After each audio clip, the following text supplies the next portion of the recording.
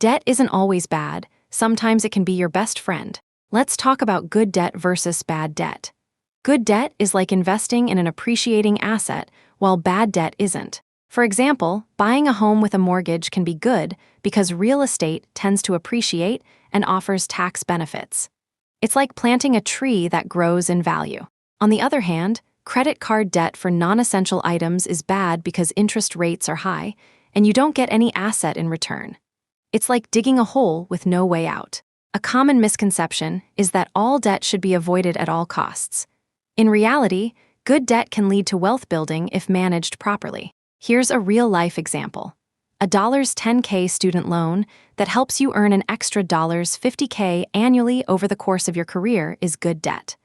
That's like trading 1 for 5 in value.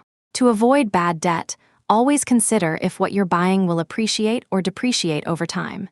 Is the interest worth it? Remember, this is general information and should not replace personalized financial advice. Subscribe to Money Mechanics. Understand the system they never taught you in school.